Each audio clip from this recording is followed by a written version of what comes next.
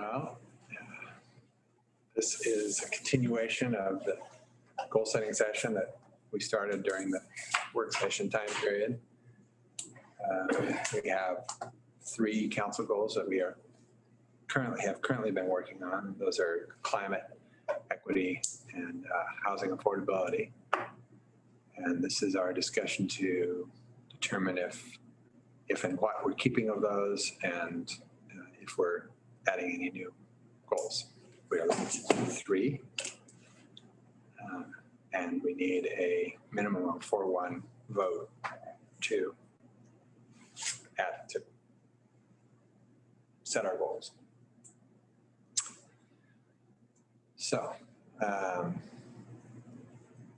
if anybody's got anything particular they'd like to start with. So Neil dropped off.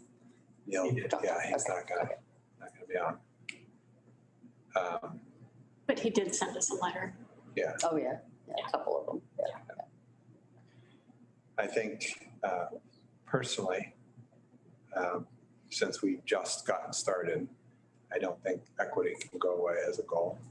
I think we need to finish, get that work all done, get the committee seated, get the plan made, figure out what we need to do, and then do that. So that I, for one, am not wanting to take equity off the goal list. So is there any disagreement with that statement? No, in fact, equity is the one that I am willing to re-up for 2 years because it is new. There's a lot to be done. And I think, it's establishing the committee, doing the plan, but also at the same time, trying to find funding source for future years. I am trying to actually amend this, so I don't know why it actually says it, but we will see if I can. I do think, I brought this up, and Councilor Nicodemus wasn't here then, but I brought this up last time we did goal setting. I think I brought it up 2 times ago. We established these things that, climate in particular, we will never be finished with it. It's going to go on forever. So we need to find, doing the climate action plan to me was the goal. And we should have done, when we did the climate action plan, how are we going to pay for implementing this climate action plan? And so that's what I hope we will do now with equity. And then we need to go back to climate action plan and figure out that piece of it. Yeah, I do think that there's 2 different paths you can get there. I'm a little uncomfortable with the assumption that you have to find a funding mechanism, because I think there's also a pathway to success with a goal where the work just becomes embedded in the city itself.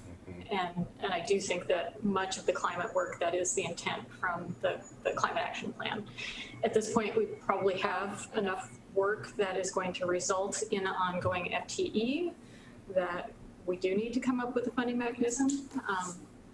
But I don't want to give the public the impression that every single time we set a goal, we're going to have to come up with a way to pay for it, because I do feel like it's more nuanced than that. It is. Technically speaking, we could just budget in what we need to do the climate work, right? There's nothing that stops us from doing that, other than the fact that, like every other city in Oregon that is not growing like a weed, like Happy Valley or Hillsborough, we are slowly circling the drain financially. We don't have more money each year. We have less every single year because of we are a one-legged stool financially. That's property taxes. And property taxes relative to the cost of everything are shrinking every single year.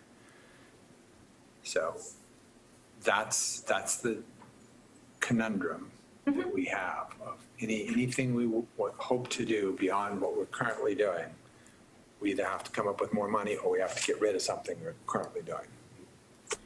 Or reduce the amount of it.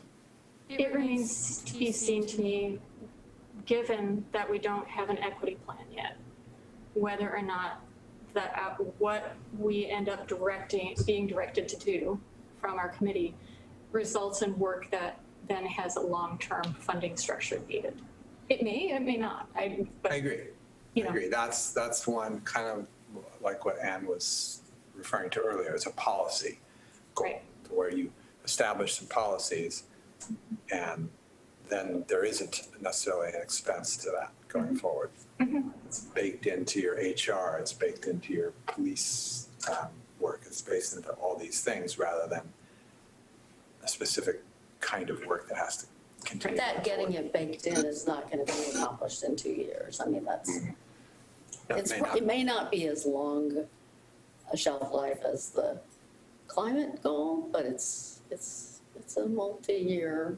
Yeah, for sure. well, and I'm committed to doing that equity goal as long as it takes for us to get the scope of work defined and to figure out what we need and to really achieve it. I don't need to put a 2-year limit on the equity work. I don't feel like we have enough of a sense of the scope of work to say only 2 years at this point. We're 1 year in. And it's big work. I mean, this is, I love that we take on big work, but it is big work and it takes a while for us to get our arms around it, particularly in a COVID year where, we're just starting. This is our first meeting face to face. And so much of the equity work is really going to be about relationships. Right. So, I hear what you're saying, but that's just my take on it, is that it may be more than 3 years that it needs. But I think that's the point where we need to be finding a funding mechanism so that we can do all the other things that are not getting done. Because I do think there's a long list of things not getting done. And we can find a way to embed equity in everything that we do. We just have to get that baseline to figure out exactly what needs to be done.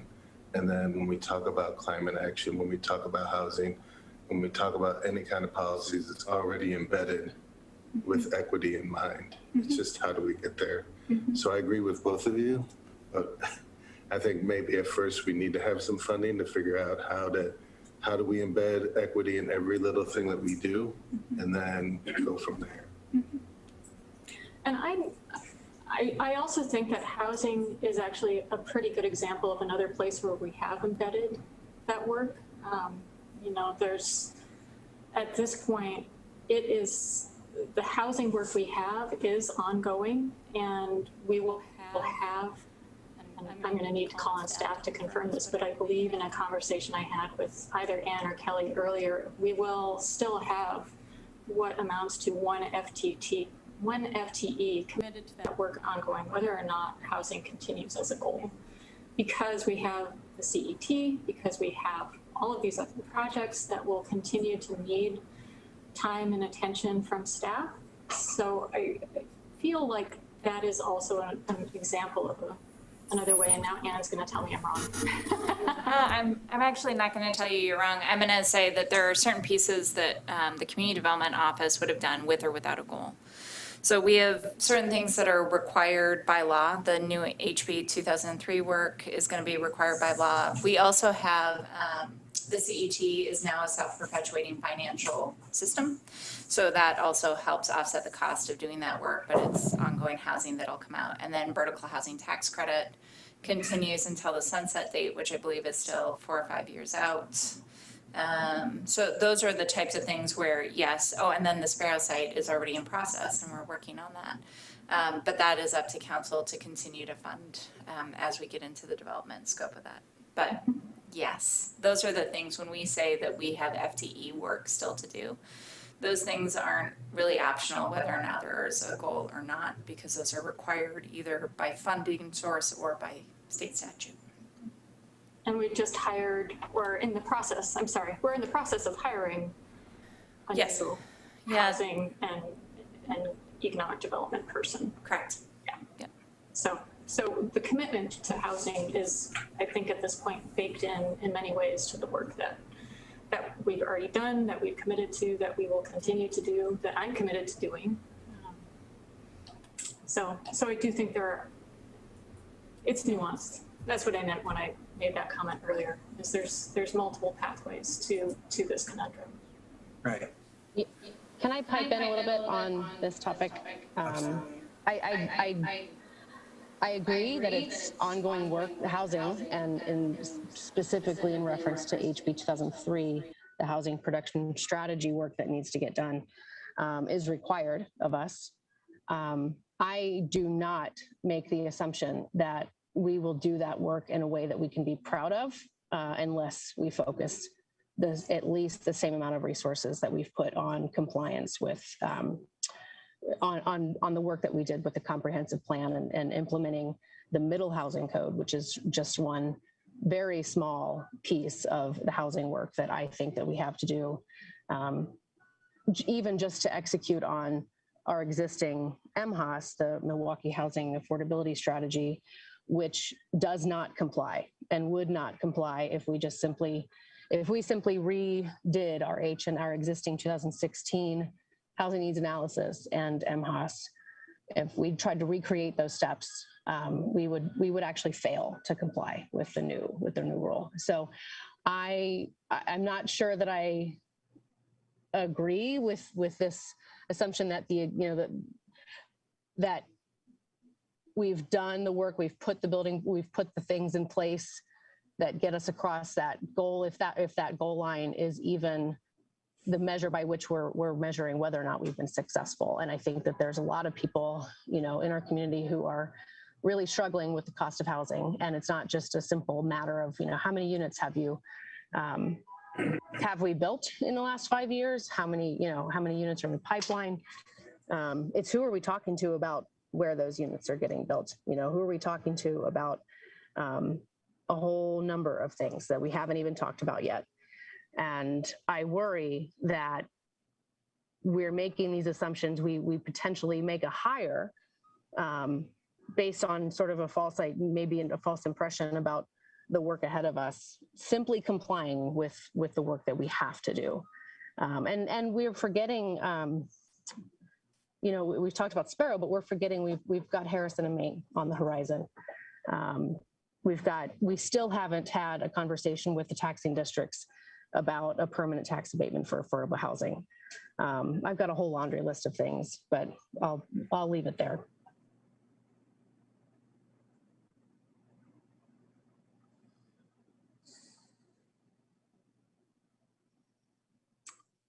So we kind of walked off of climate before we really had a kind of discussion about it at all.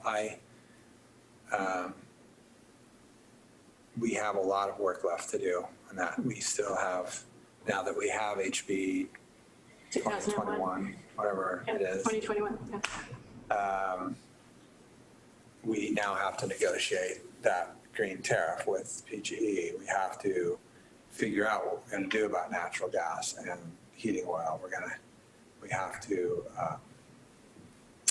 solve the problem. Even if we do the green tariff and we get 100% buy-in, that will be 50% of the electricity that's being used in the city of Milwaukee. 50%. The other 50% is used by corporations, companies that are more than 30 kilowatts, right? Annually, whatever KWH, yeah. KWH. That's the state limitation on what can be in a tariff. They cannot be. They could opt in.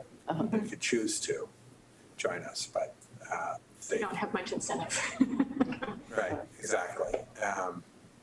So that's, that would be ongoing work, either to work with each of those entities individually to get them in the green tariff, to have them put a bunch of solar on their roof, whatever it's going to take to get that half of the electricity usage. And that's just one of like 50 things. We will be net zero by 2035. There's a whole bunch of work left in that. So I utterly agree with you that this should be just a standard ongoing part of city work. I think there should be climate staff on every single city, every county, and they should be doing this work. That's So how not do we the get case so there? far. That's the $100,000 question. or $250,000 question. Well, and I think this is a place where there's some intersection with, and I'm not proposing this as a goal, because I do think we have a lot of things, I'm not proposing it as a goal right now. I do think a future goal that we will need at some point is economic development. And I think the way I see that intersecting with climate right now is that we do need to have more attention given to building some strong relationships with our larger businesses in the city. And that's work that we haven't accomplished that in recent years.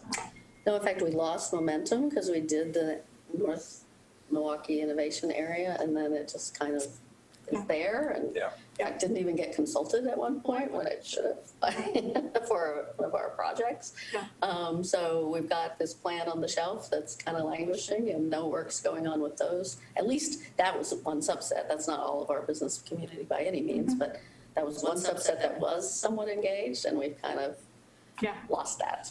Yeah.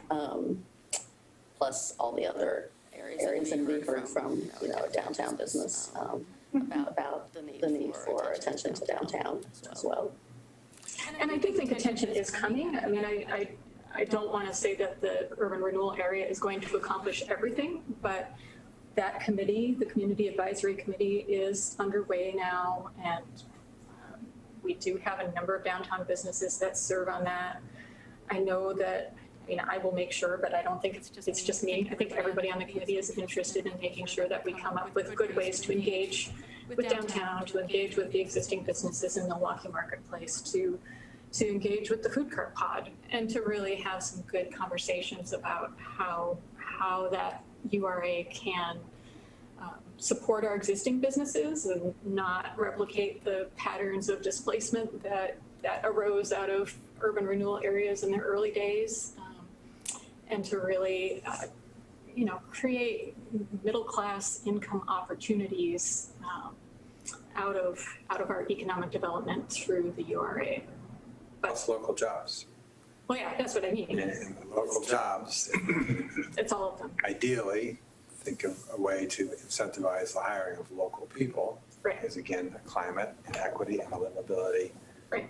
issue. So that, that lens on economic development is, I think it should be on the table as one of the possibilities for, the goals that we work on, doing all those things. Yeah. I could go on. I'm really excited about the URA. I had a long conversation with Alma, who was the principal architect of that a couple weeks ago, and I understand a lot. Alma Flores? Yeah. She wasn't actually. I hate to say Okay. that, but Well, Denny, she knows Denny a lot really about was. it. Denny really was. Okay. She was helpful in getting me to understand better the opportunities it presents for Milwaukee. So.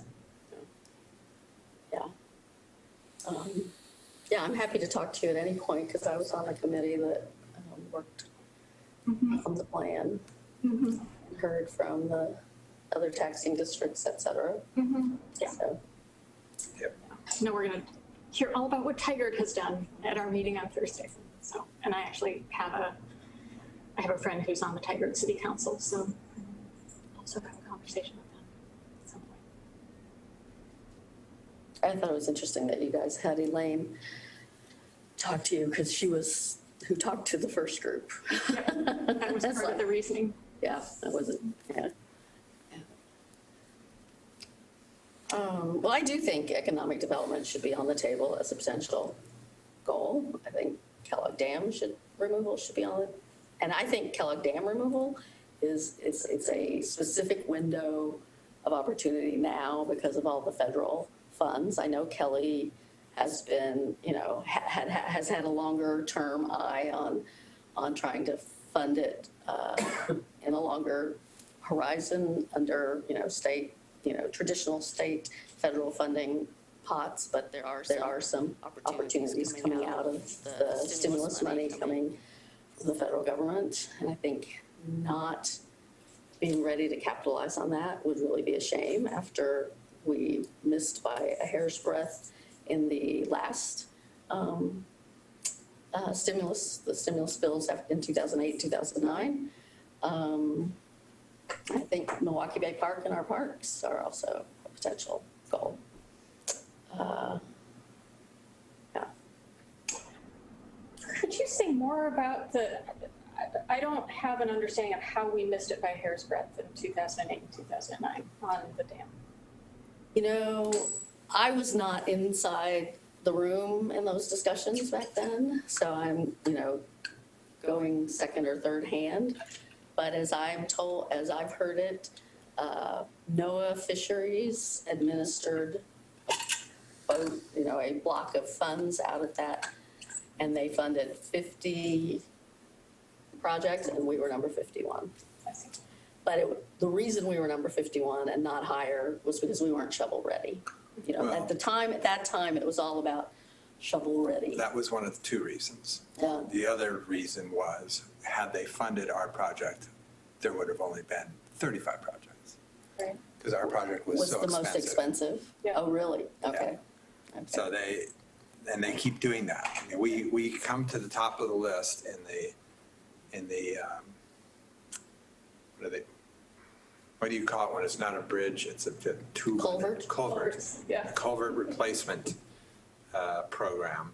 We are literally listed at the top of the list, the thing we should do.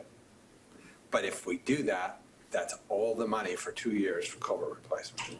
There will be no culvert replacements anywhere else in the state. And that's why we keep not getting it. So this is my concern about making it a council goal, is I just don't know if there's a there, right? Well, but if we don't put the attention to it, there definitely won't be a there. And so maybe it needs to be a council goal. Maybe it's only a 1-year council goal to see how far we can get in a year. But unless we put some staff time to it, I mean, Neil is doing everything he can. He's working super hard on it, but, I think the city needs to be there alongside us. So besides lobbying our federal delegation for $22 million, what are the other, what else would we be doing? That's the current, I think that's the current, isn't that the current estimate? 50, I thought. 50? No. Okay, we need Kelly to weigh in. The dam removal, there's two, so you need to think of it in two things. There's the dam removal and reconstructing the highway, and that was 10 million not too long ago. It was, and then it was 15, and now it's 22. Okay, so that might be 22. And then there's the restoration. And the restoration, I think everybody's very, the restoration of the lake bed into the stream, I think everybody's fairly confident that that can be funded through credits that Just Portland Harbor. And there are apparently other pots of credits that I don't fully have the picture of, but Neil's mentioned several, and there's been like 3 or 4 different companies come snooping around, companies who do this restoration for the credits. We almost, we tetered on the edge there. Yes, we did with wildlands. With wildlands. So I think that's the easy part. Yeah, no, it's the dam removal. And Kelly is available to answer any questions if you'd like.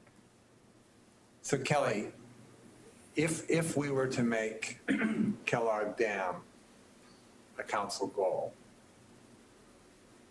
what would that additional time, staff time, go into sort of keying on the potential for federal dollars from the however many trillions they end up deciding to spend on infrastructure?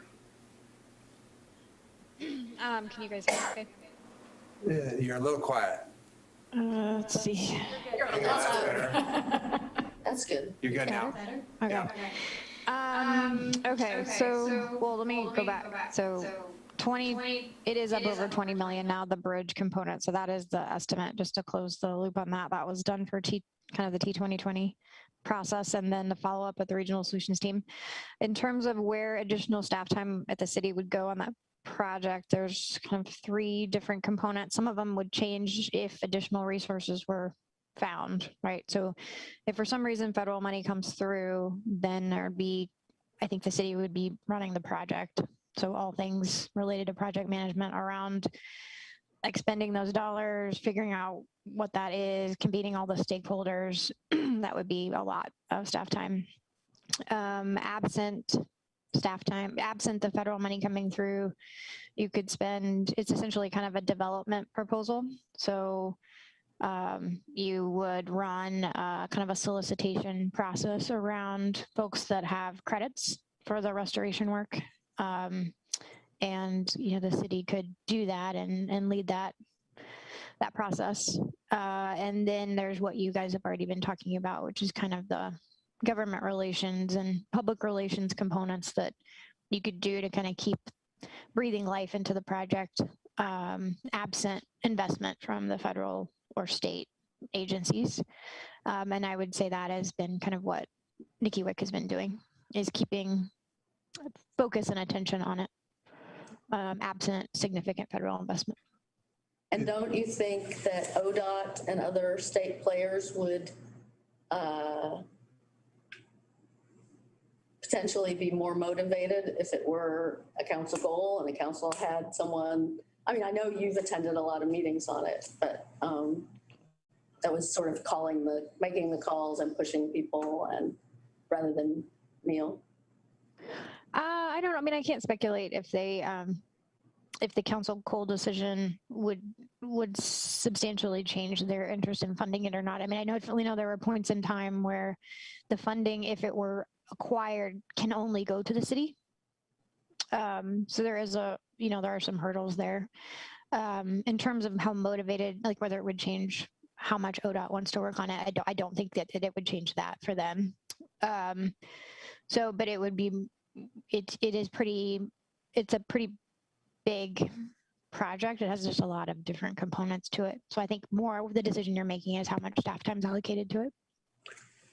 But if the federal funding was secured, then that funding would fund the staff time. If you had a significant federal investment, yes, like a real project, like a funded project, then you could fund some elements of your staff time with that money. If it were significant, it depends on the size of the award and what the scope of the money is supposed to pay for, right? So if it's a pretty small design level, not a lot of resources, like $100,000, something that doesn't pay for staff. If you ended up with $50 million, yeah, I'm pretty, there'd be a percentage of administrative costs and overhead related to that, which would result in some additional, you could hire more, or, you'd need a city staff person to run contracts, and then you could have contract support to do a lot of the work. So right now, the request to widen in Merkley is 22 million, is that? The request to widen in Merkley is only for 500,000, which is sort of the channel design and the sort of the planning, the additional studies that ODOT's engineers have said they need. It's sort of, more, and Kelly, correct me if I'm wrong here, or if you know something I don't, but it's the request into them is for like $500,000 or 400,000. But what is also going on is that in the big Infrastructure Invest Act, it's called, there's a senator or congressman from Idaho who put in an $800 million specifically culvert kind of piece. And all of our reps voted, even Schrader voted to support that. I'm having a conversation with one of DeFazio's staffers on Thursday, which is another reason I couldn't go to that other meeting. To see, I mean, the question is, will that stay in? There's going to be a lot of horse trading in Washington. Will that stay in? If it stays in, then how do we position ourselves to compete for that? That becomes the question.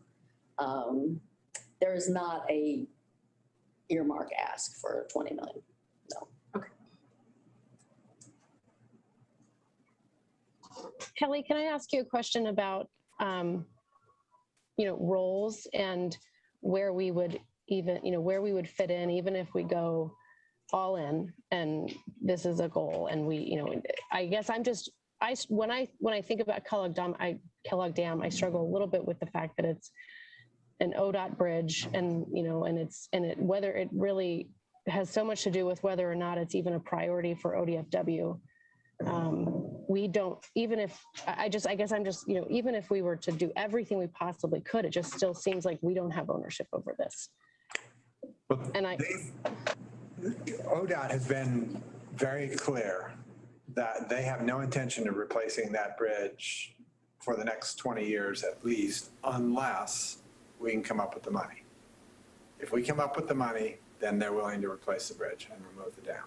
But ODF&W has rated it very high. Right. It's the highest of any ODOT project, and it's also the highest project on the North Willamette part of the state for ODF&W. I mean, I guess I've heard conflicting information about that priority ranking, and I don't think that that's information that's like, I'm not sure that, I mean, I don't know that those are like clear. I don't know that there's a clear priority list, and I could be wrong.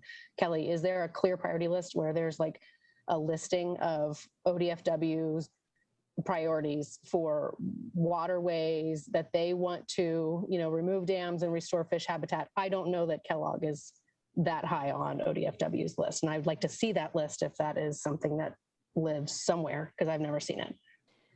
So can I jump in here? So I want to do two things. I want to answer the roles and responsibilities component just because I'm not sure, just to be clear about at least how I see it. So ODOT very much owns the bridge and the highway that are sitting on top of the dam. The actual ownership of the dam structure is still a thing that we get to fight about, but so they're sitting on top of it. I would consider the city largely to be the property owner and entity responsible for the water and the lake bed behind. There are some county parcels back there, but just so you know, that's city territory. You can't do one without the other, so they go together. In terms of ranking of lists, there are a couple different, so the main two sources of funds that have been talked about for the highway and bridge component are bridge funds and culvert funds. Culvert funds are divvied up into a couple different buckets. There is one bucket which is for fish passage, large culvert fish passage, and 8 years ago, when there were some design funds, ODF&W and ODOT co-managed that fund, and ODF&W had ranked the Kellogg dam, that barrier, as one of its top priorities to remove for fish passage. So there has been a list that ranks Kellogg high, right? That does exist. Now, whether I could go pull a list for you right now, that would, obviously the way the funding prioritization shook out, it considered other factors and then it went down the list. So that is what I can tell you about prioritization of lists. And there's a door slamming. I'm going to mute myself. Hold on one sec.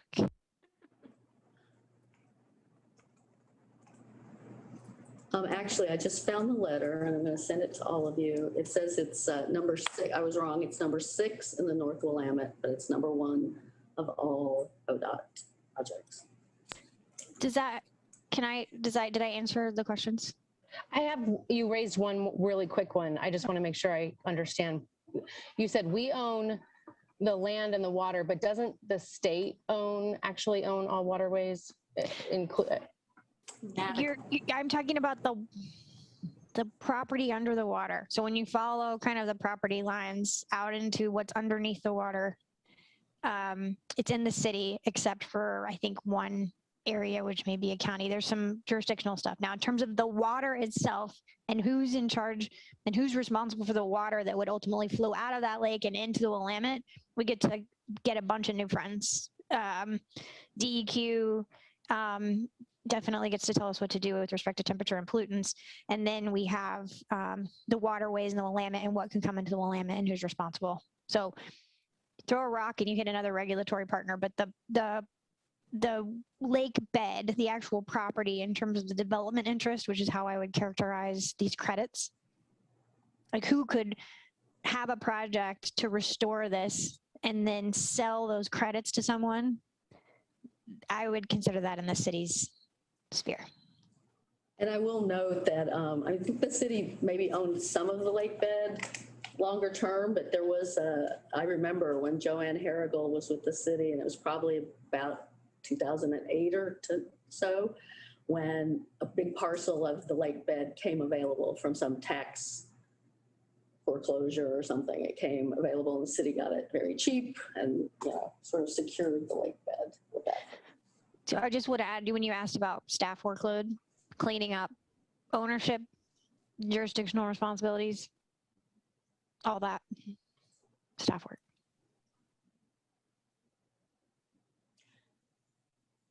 So what I hear is there's still a lot of work to be done. And I'm hoping that the many people who wrote in, and we did read all the comments, or at least I did read all the comments. Thank you everyone who weighed in both on Engage Milwaukee and in individual emails.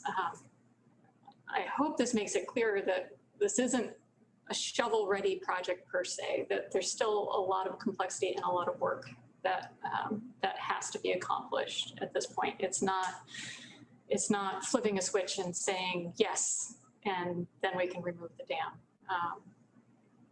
There's still the huge question of whether or not any federal funding would come our way. And then there's still considerable work entailed by getting any of that funding. So I just want to highlight that. Well, I think that's all true, but I think that actually goes toward why it should be a goal, not why it shouldn't. I think, we will know more. That federal infrastructure funding thing is going to play out over the next year. And over the next year, we have the time to, try and get it closer to shovel ready. And by making it a council goal, there's independently, Neil working with some of the state agencies on the lake bed design, but Kelly's just identified a whole bunch of other pieces of it that do need staff attention. But without federal funding actually showing up, I have a hard time understanding how this is work that we need to prioritize right now. I do think it's an important project. Don't mishear me on that. And I do think that this is something we need to accomplish for Milwaukee. I struggle with it in a time when we're recovering from a pandemic and there's a lot of people hurting. And I feel like we need to acknowledge that with our goals, with goals that speak to the immediacy of the experience and trauma we've all been through in the past year. So if we had the federal funding, I would feel very differently. It's a chicken and egg thing, right? We're never going to have the federal funding if we don't get to a. Well, we've already put in. Well, that's this was a council goal when I first got on council. We put a lot of time, a lot of staff time, a lot of effort, had Wildlands do their whole thing. And because we couldn't come up with at the time, $15 million to remove the dam, all of that was wasted. That's why I say we need it there before. I don't think if Congress is doing earmarks, they're going to look and go, well, did Milwaukee make that a council goal or not? Before they decide whether or not to drop $22 million on this. No, but they're going to look at how ready we are. And we're not going to be ready without it being a council goal. Well, so then let's play that out. Ready means design for the dam removal. And ownership questions resolved and, partners lined up and ODOT, to Neil's credit, I think he has gotten ODOT to look more seriously at bridge redesign than has happened in that last decade.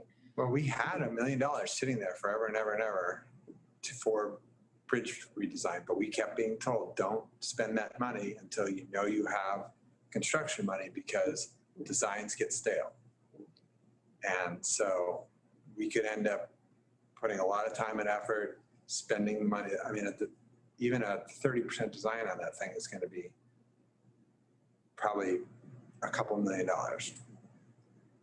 And so we put all that effort and time into that, and then we don't get federal funding, and all that's for naught. That's why I'm saying we have to have some sense that there's a there, in my mind, for me to get to where I'm willing to put this on a council goal, to know that there is at least a strong potential that we. Well, we've not been anywhere close for a decade. And this is the window where we're close, where we're closer. And I'm just not sure that I'm not sure that I buy that, you know, and I'm, you know, Until we make it a goal, we don't know. We don't know what we don't know. We don't know what we don't know because we haven't got into the weeds on it in 10 years. and then I end up back in the federal funding questions aside, what does Milwaukee need right now? And I struggle with that. Okay, well, I can respect that, but I do think it also is a climate goal, right? It is also part of our climate goals, restoring Kitch Passage, restoring River. Sure.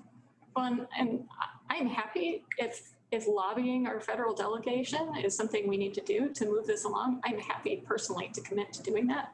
Happy to go to meetings with you, whatever it takes. You know, I'm willing to do the footwork that we can do as council to help increase the likelihood that that money comes this way.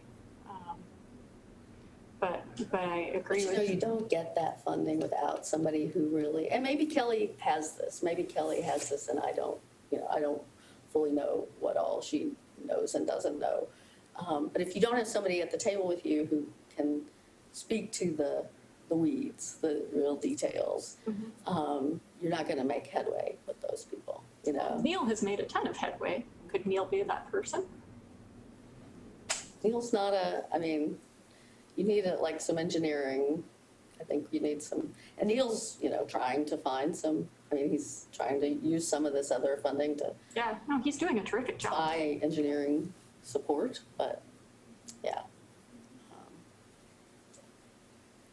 We need Kelly Brooks, who plays an engineer on TV. Everything else, everything.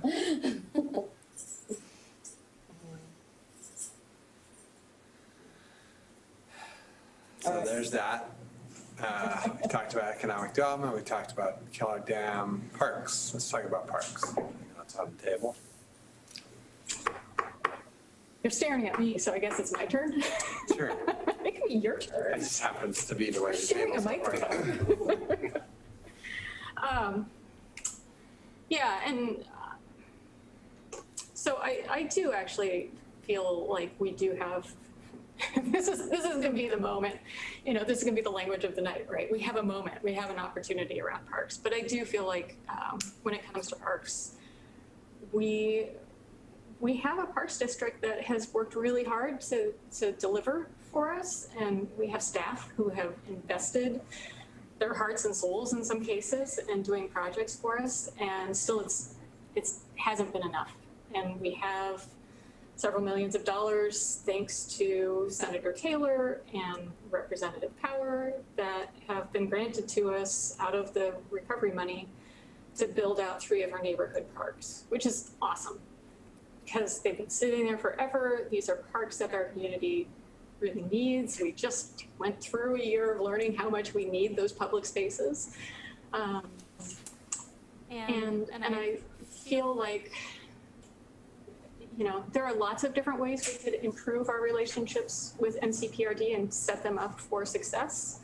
We don't know which of those to pursue yet, but I do think that there are ways that we could do a pretty short goal that would make a huge difference in the everyday lives of Milwaukeeans by giving us the time and staff focus and energy to get those 3 parks built and to figure out going forward how the maintenance for those parks and for our other parks is funded. You know, we've got ongoing issues in a number of our parks where they just aren't able to meet our needs. And I don't think that's the fault of NCPRD staff at all. I think it's just Well, we have literally the lowest funded parks district, In the special state. district in the state. Yeah, yeah. So that is the bare bones reason of why Right. CPRD is not built lots of parks. Yeah. And maintains them at a Right. minimal level. And we acquired, you know, Elk Rock Island, and, you know, Yeah. now we're acquiring, you know, now we're building new parks. So I mean, to some degree, we're putting burdens on NCPRD that they didn't sign up for. But I do think that the county commissioners have been, I was very concerned about the article that I saw in the Clackamas Review a week or two ago about the county commissioners holding up funding for the next phase for Milwaukee Bay Park.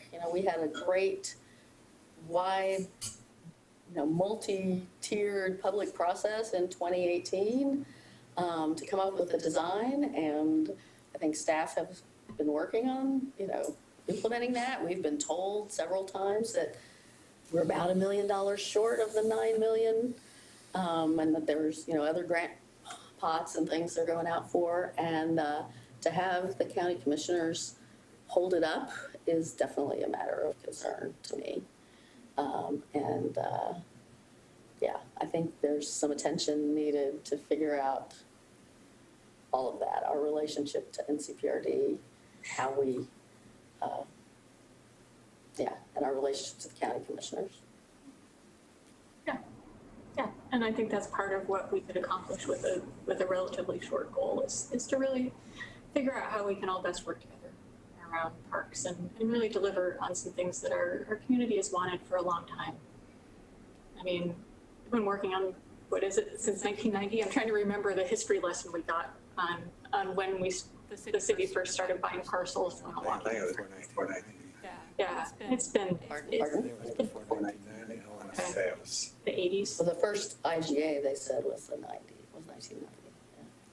But, so those projects, and we've had advocates that have been raising money with plant sales to build out our community parks. The community is really invested in making this happen. So I feel like it would be beneficial for us to just kind of get that done. And I do look at that and think that feels like a scope of work that we could complete in 2 years and then move on to something else. I also love the way it intersects with our equity work. This would be something that I would love to have us be able to, from the get-go on building those 3 parks out, apply an equity lens and have community engagement that is emphasizing reaching all of our community and doing that a little differently than we've done it in the past. I feel like there's a lot of synergy there that we could explore. That would be really exciting. Plus, going to the Wichita Park opening was just about the happiest I've ever seen Milwaukee. Yes. That was such a great event. We love our parks. And we have tried around the edges to give them the attention that they need, and I think we just need to not do it from around the edges, but put them in the spotlight for a little while and see how far we get. There's my pitch. Okay. Are there any other potentials that haven't been touched on? I think there are tons of other potentials, broadband, transportation, transit, connecting the dots to light rail through our neighborhoods and through our industrial areas. I think there's tons of other potentials that are just not getting any attention. But I mean, those are probably the ones that rise to the top. On broadband, we are doing a study, right? Yes? We are. So the ARPA funds that you all have from the federal government we do confirm that they could be used towards doing an initial feasibility study. So you have an update happening, I believe, in September, or maybe even in August, from Brandon on our IT team, just to outline what that project would look like. It's probably 6 months to a year before you would have any information. So I think that's a goal that we look at, Then I sat through a 4-hour seminar with LOC and AOC. You went to that. I thought you might. Thank you. Thank you. Was it good? I asked them if they were going to record it, because I couldn't do it that day. It was not that. It was not good. Oh, Thanks for taking one. What I got out of it, I could have probably gotten in 10 minutes. yeah. The best part of it actually was when Steve, the mayor of Hillsborough, spoke Callaway. for 10 minutes about their program and their process. And there were a whole bunch of questions I had for him. So I got on the phone with him yesterday afternoon, and we talked for a while, and he sent some things, an email that I can forward to you guys. But he absolutely said the very, very first thing you want to do is a feasibility study, because there's a whole lot of things you have to learn to know whether or not it's something the city can pull off. And so I think, as far as that goal goes, we are doing the thing we need to be doing right now. So I think we're good there. I think annexation is a conversation. We have an urban growth management area would almost not quite double the size of Milwaukee population-wise, that we are eventually supposed to annex. And I personally don't believe there should be unincorporated urban areas. Right? All of them should be a city of one, whether they annex into a city or they create their own city, like Oak Grove is talking about doing. But I agree with you. I think that to me is more of a, let's work with other cities to approach the state to put some teeth in toward forcing annexation, like the city manager told us she had experience with in Utah. Because I don't think we can sit here and say, hey, you should annex to us. We're cool. Look at our sidewalks we build, and look at our new library. But I don't think that's going to do it. Well, they get to use the library whether or not they annex. Right. And they get to come use our parks whether or not they annex. Right. Broadband, Yeah, broadband could be that could be a thing, right? So that's why I think that's, again, out in the future a little bit when we have more carrots to offer. And when everyone's septic has had just that much more time to fail. Yes. That's only a small portion Yeah, of our. that's not going to help us with the bulk of it. Yeah. So it sounds like we have really the ones on the table that we're all sort of willing to consider. So it's equities in already. So climate, housing, Kellogg, and parks and ECDev. Do we want to keep that on the table? Well, I think, yeah, sure. So those are it. And I will say, shout out, because I know if we don't say it, Jay's going to be real sad. That transportation is important, but we do also have that coming up. Right, we have a TSP coming up, but that's going to happen whether or not that's a council goal. And I don't know that we would really do much until we did the TSP, right? Because the TSP is going to drive anything that we're going to do, whether it's trying to create a little tiny transit system inside the city, or whether that's, an off-grade crossing of 224. Right. And that's another goal where it's got great synergy with the equity goal. It's got to be informed by that. And so it's probably just as well, frankly, that it's a year off so that we have the equity team and the plan and stuff sort of underway, and then that can focus can. Equity and then the TSP, and then at that point, so 2 years from now, whatever that is, 3 years. And then there's also the state bill, the legislation for microtransit. I can't remember the number, but anyway, Clackamas County has done their study. It lines up with the timing on rollout of some other pilot projects, including one in the Clackamas Industrial District for small transit. I'm forgetting shuttle. That's the word. Thank you. Anyway, it's coming, and there's some really good stuff that's coming. That passed this term? That passed a while ago. Yeah, there wasn't a ton of money with it. No, but I was going to say, Oregon City just started a shuttle. no, Clackamas County did a whole study. I remember that we submitted something. Yeah, and we are on the list. We're part of the study area. I just sound like I don't know what I'm talking about because I can't remember the name of them. I guess I didn't realize there was actual money. I mean, I remember that whole planning part of it, but I didn't realize there was actual money attached. It's a federally required designated pot of money. You can only spend it on this kind of transit But it's stuff. not a lot. It's not a lot, no. So, and the problem with transit is not the one-time money to buy a bus. The problem with transit is How do you the get employees and the maintenance of those buses. And that's where the money comes in. Yeah, So- and in the overall conversations we're having around transportation with the Biden administration in place and his interest in public transit, there is at JPAC a lot of interest in making sure that we're doing more to get some federal funding for transit in particular. So I feel, I don't know, I don't feel optimistic about anything at the federal level, but I'm cautiously hopeful because I think there's a pretty strong coalition, and I think that transit is actually the topic that C4 chose for its retreat this year in October. So the regional focus is swinging in that direction in some ways that I think will align to really help Milwaukee in the future.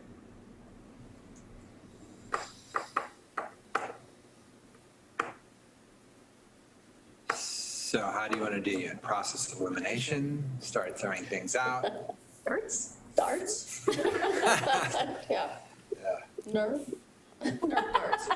Arm wrestling? That's not fair.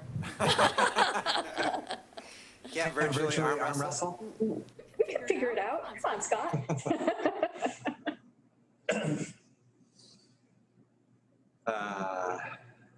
I'll say something. Parks is important, but we know we're getting that money to do those 3 parks. So to make it a council goal, I don't know if that would be our best use. I don't know. I'm new at this, but this is just my opinion. I'd love to get rid of Kellogg Dam, but I'm torn. So I agree with you that like, unless we're actually getting that money, making it a council goal, it's, we don't know what we don't know. But if we, I'd feel more comfortable making it a council goal if we did know we were getting money to take it down. And it does go well with climate action, but, that's where I would start. I would start like with taking those 2 out. That's just me. And we can go from there. Well, and I'll say to your comment on parks, we have the money to build the parks. What we have is a parks district that is already in, we have Elk Rock Island and Spring Park that were added. Someone else help me out. We have parks that have been added consistently over time that are not covered under the IGA for management. So my concern is we have the money to build the parks, we don't have an agreement, and we don't have a funding mechanism to make sure that there's any way to maintain those parks. And we know that Milwaukee Bay Park is And there's floundering at the county. And so, I mean, I think Again, I think both of those goals in a way are, a near-term goal to sort of figure out if we can fix something or not. And parks, we're gonna have to fix it one way or the other. And Milwaukee and the dam, it's either gonna be, a year from now, yes, we're on the path and we're gonna get federal funding, or no, we're not. So, I think both of those are short-term goals that we can answer one way or another in 18 months or 2 years, and maybe less. So, My yeah. struggle is just with the short term. I'd like to think long term of what are the things that Milwaukeeans need, right? Affordable housing, equity.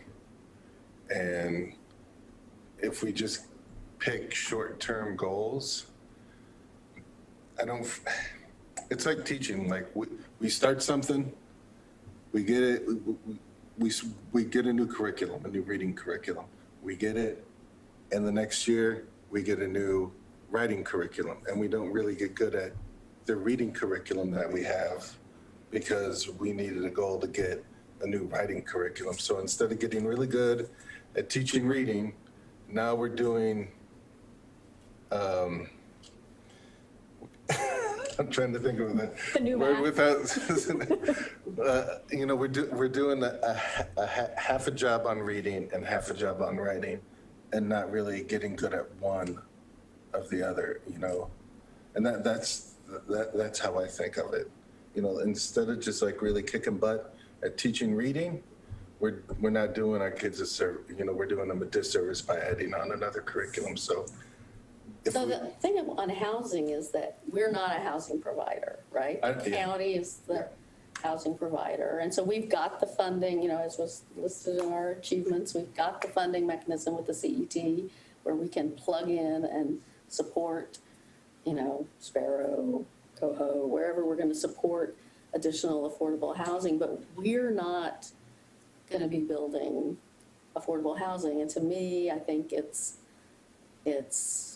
you know, we've done the biggest pieces of that. Yes, there are many more pieces, there are many more things to be finished. But with the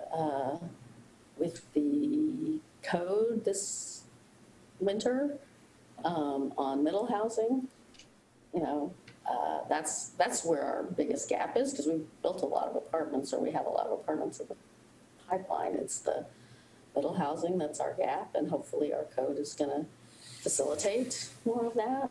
Well, middle housing and low-income housing. I mean, yes, we've got whatever, 1,500 new apartments, but almost all of those aren't market.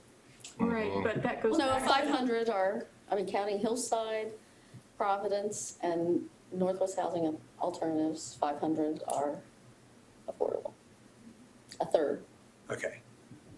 Well, and going back to Councilor Grady's point, we aren't the housing authority, so as much as I would love to be able to say that Milwaukee can provide housing for those 71 currently houseless families or individuals, I can't remember from the figures that were sent earlier, we can't guarantee that those Milwaukeeans are the ones that will benefit. It is the Clackamas County Housing Authority.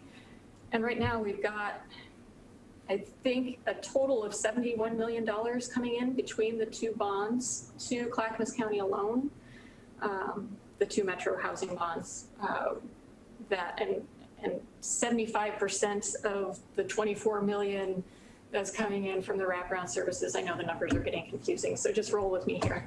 A big chunk of that money is dedicated specifically to helping the 0 to 30%, our very lowest income people. And I do think we have an ongoing role absolutely there in our relationship with the county to urging them to prioritize making this rollout successful. And I think that there's a lot of work we can do with our other cities to make sure that the county knows how much our communities really, really need them to deliver on this. So again, I think this is a place where we, as electeds, still have real ongoing work around accountability and ensuring that that happens. But when it comes to the housing goal, our housing affordability goal, we've done incredible work that this community has invested in for years. We've had hundreds of comments. We've had people, basic residents become experts in housing because they care about this. And that housing code package that we're going to approve in whatever form in November, December, once that is on the ground and live, and once we've got the CET funds all good to go with that, we are light years ahead of other communities. Other communities have just started to have affordable housing or housing affordability as their goal. They're just starting the code work that we are almost wrapping up. And this is part of why we have, I think when I talked to Vera, she was sending our draft code to at least 4 different developers, affordable housing developers, for their feedback. From the get-go, we are building a system that is designed to invite in the providers that we want to help build that 0 to 30, that 30 to 50, that 50 to 80, 80 to 120% area median income housing. So I feel like we've done incredible work, and I worry that the more we keep it under the microscope, the more we stand to potentially mess up what we've already built. I don't worry about that so much. So here's the two things I would like to hear. One from Kelly. Kelly, you still with us? Yeah. I was trying to. That sounded really grim. I am. Well, I'm trying to pick out a little tiny window that's up there a mile away. I want to hear what will continue to happen over the next few years, whether or not housing is a council goal, right? All the things that are sort of in motion, what will be happening one way or the other. Anne kind of went through that. Well, she didn't list. But I'd love to hear Kelly's too. And then I would like to hear from Councilor Falconer, her list of things that she feels like we won't get done if it's not a council goal. Okay, I'll give a list. I think it will match Ann's. I hope it does. Otherwise, you're getting me in trouble with my boss here. But I got your back. Okay, sorry, back. What will Maybe happen you should on? go away. No. It's all recorded. What will happen on housing regardless is the things that we are either obligated to do in our code or statutorily required. So that's CET. We have a program that's been set up. It needs to be administered. We're collecting revenue. We need to do that. So CET will happen. The housing needs analysis and the housing production strategy that are required in statute at the state level, those have timelines tied to them. They have to be done. So those will happen no matter what. I'm sorry, what? Well, sorry, what is the timeline on those? Does anybody know? We actually have some near-term timelines in terms of outreach. They're going to start hitting in the fall. So it's when I've been talking, we've been doing a recruitment process for a new staff person, and we have some in the next 6 to 12 months. There's deliverables for those items that are coming due. So those would need to continue. We do have a vertical housing zone that needs to be. We have it. People can apply to it. Those applications need to be vetted, analyzed, and we need to conduct ourselves in accordance with state law with respect to the zone. So I would say all of that continues. And Sparrow. And Sparrow. Yeah, Sparrow. I would say I'm considering Sparrow. It is a development. It's largely being worked on out of the development side in partnership with the housing program, but it's a development project too. So yes, that is in progress. We've been acquiring property for it, and we're proceeding with continuing to acquire the next parcel. The 500 units at Hillside will continue one way or another, whether it's a goal or not. Sorry. Negotiations with any new developments that come in, that's baked into the CET, right? I would say the level of support that you would be getting from that's in flux. So how much time and support and capacity you have from both the housing staff and the community development director to support the development program. CET, insofar as you're administering the CET and the vertical housing tax credit program, all that, yes. But beyond that, and the expertise and the time that people have to put all that together, I couldn't speak to that as well. And how about the, I know we don't know yet what our zoning changes will look like, but we're assuming that there will be some encouragement to build triplexes and quads and all of that. Is that work that we would just sort of, it's going to be under planning at this point? Or at that point, sorry. Again, you got to take it back to the funded programs. So you have a funded CET program that needs to be implemented, outreach around that to say, hey, this is something that you can tap into. You can apply for these resources to apply this type of funding. So any learning that people are doing about it through the CET and implementation of the CET, yes. General staff time and support to kind of do more broad outreach would be a different question. I mean, I do think just from sitting in the CPIC meetings that, and again, the CPIC is necessarily people who are, tuned in, But I get the sense that, you know, to some degree that's market driven, the triplex, fourplex. But I think there are people out there waiting and ready to. I know for a fact there's developers waiting to do cottage clusters. Mm-hmm. Yeah. There's developers waiting, and there's, you know, I had long conversations with both of our previous community development directors, with Layla and with Alma. And in different ways, they both stressed the need to see how the market plays out in this, and that the market is really an important factor. And right now we don't know what we don't know, right? We need some feedback on how what our code changes affect the market look like before we go making additional changes or tinker with the system. And they both felt really positive and excited about where we are positioning ourselves. So for what it's worth, since we don't have a community development director right now, I thought I'd throw that in.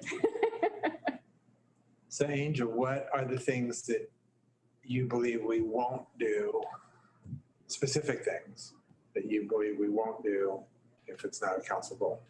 Sure. So the deadlines that Kelly referred to, we're required to update our housing needs analysis by December 31st, 2023. And we have to adopt the housing production strategy by December 31st, 2024. I don't know if you all had a chance, so related to HB 2003, I have also had conversations with both Layla and Alma about this and other things, including our MHAS and where we left off and where we still have to go.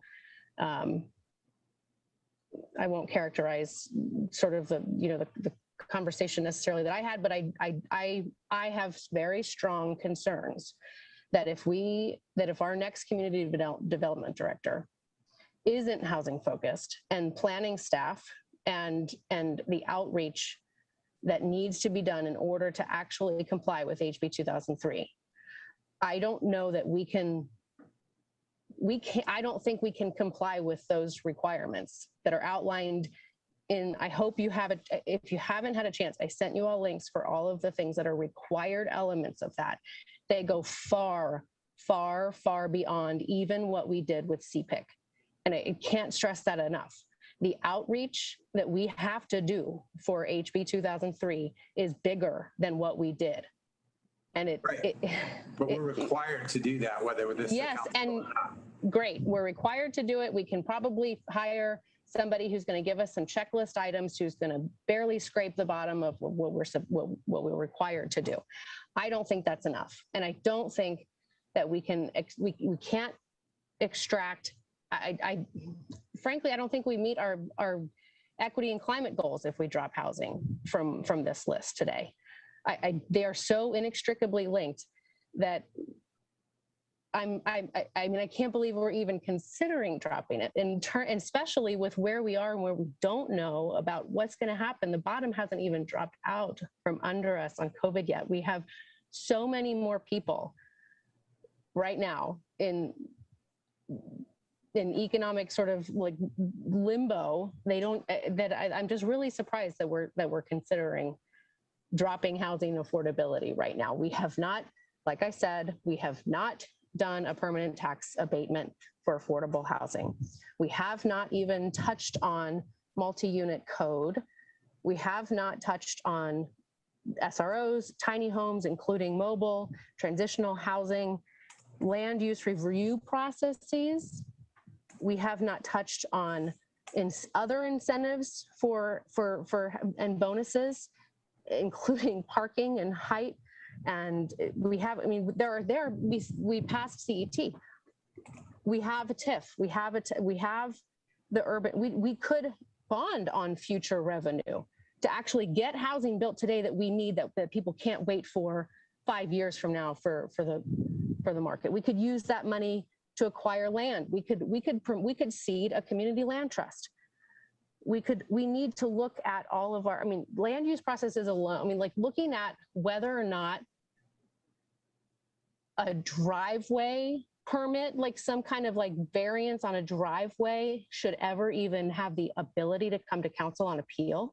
Like there are lots of things in our code that we could be looking at in terms of making sure that there are fewer barriers to building affordable housing, or to adding on to create more access to housing.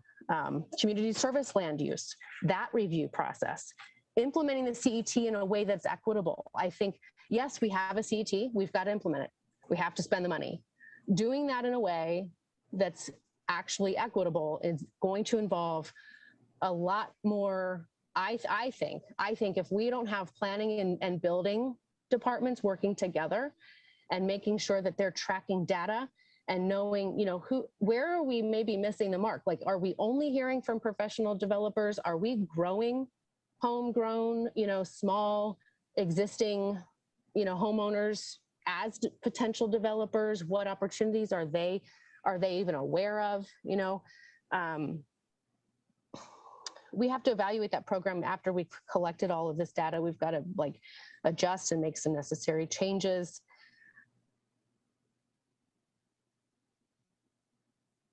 So I will say a few of those. Short list.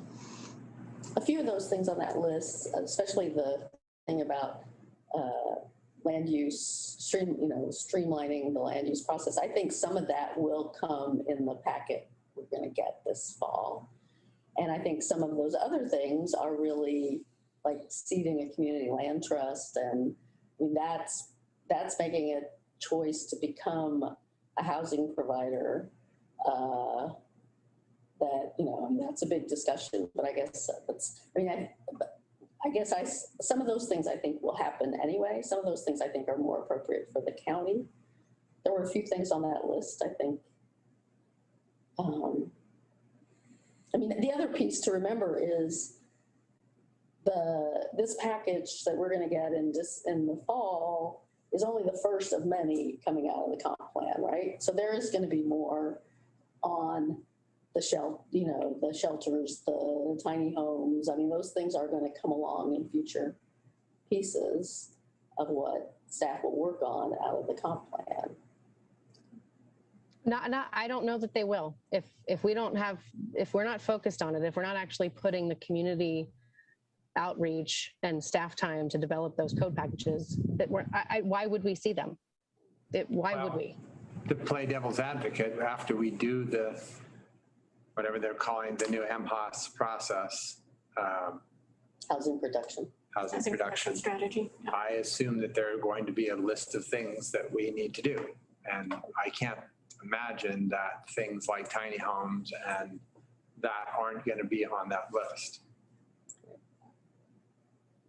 I think that's right. And I think that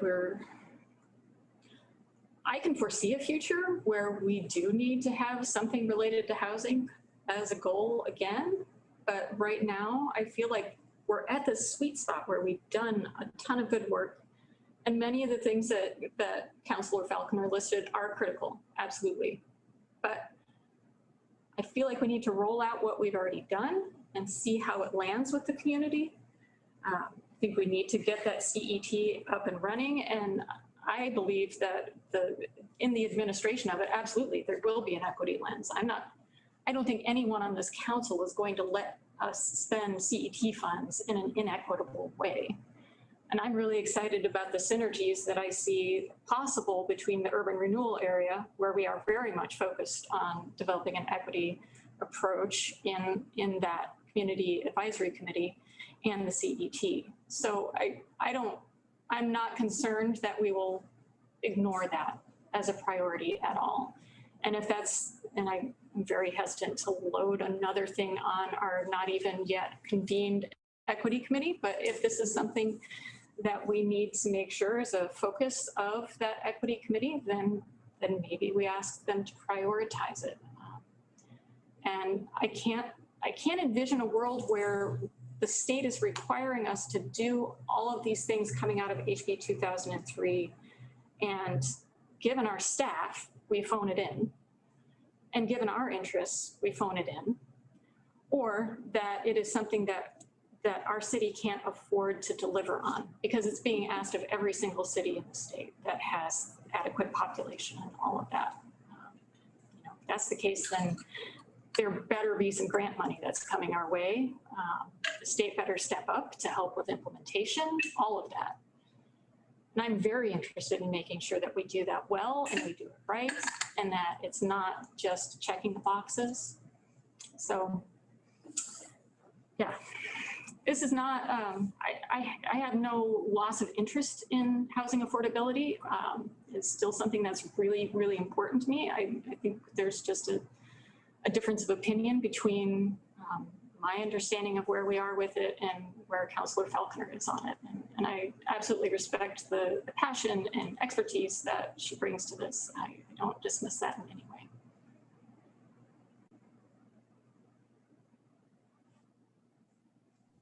I appreciate that. I guess my concern is about, you know, staffing and the expertise that we bring into a future hire. This has never been done before. This is brand new legislation. And I, just like we did with HB 2001, I would hope that we would want to do, that we'd want to set the benchmark for other communities.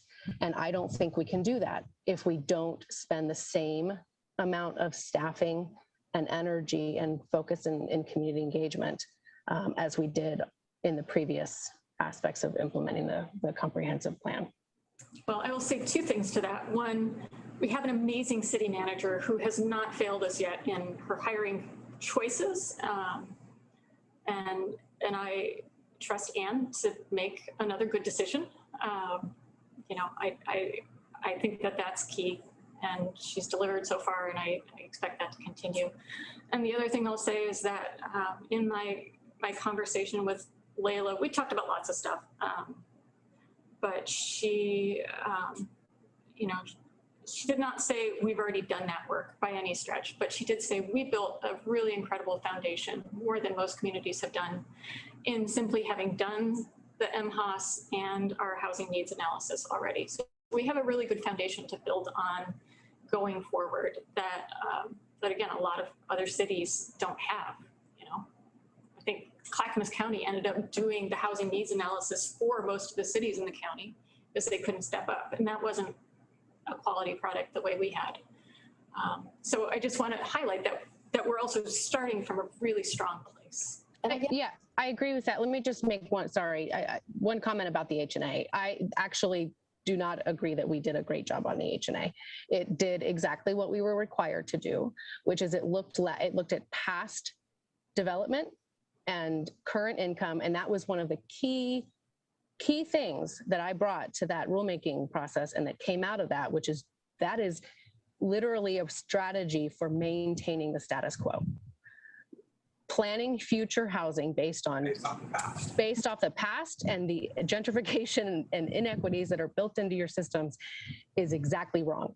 And it's not about whether or not there is a person who is capable and willing and knowledgeable on staff. We also need to put the money behind the outreach and the community engagement for this process. That if we don't have this as a goal, there's no money for that. We're not going to have the same kind of process that we embarked on in the last 2 years for the next 2 years. well, I will say on your point about the, you know, being out there in the forefront, you know, we are out there in the forefront on HB 2001. I think we're ahead of many cities, as Laura Weigel told us at one point when she was, you know, checking in on where other cities are. You know, it's good because we want it to happen sooner, but I don't know that being out on the forefront is actually the most effective and efficient use of staff resources, because I feel like going through the process with us, our consultants are learning from that. We're there teaching, and the next cities that hire them are going to benefit from what they've learned by working through everything with us. I don't know that we need to be that guinea pig for all the cities. If we are a little bit later in the curve on 2003 and closer to the deadline, I don't think that's necessarily a bad thing. I think, we can benefit from what people learn as other communities go through instead of being the guinea pig community. Yeah, let me rephrase what I mean by out in front and setting the benchmark. It's not on beating the timeline. It's about expanding our. What are we looking at? Are we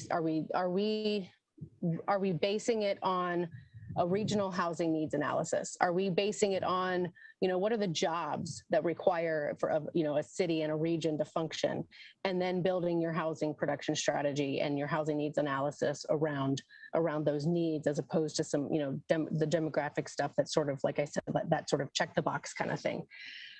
I mean, when I say getting out front, I mean actually really diving deep into data that really speaks to and addresses and attempts to repair and fix the previous years of inaction on planning for housing.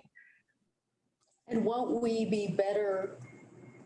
find consultants that are better able to help with that a year from now than we'll find next month or two, I don't know what timeline we need to start to meet the deadline, but yeah.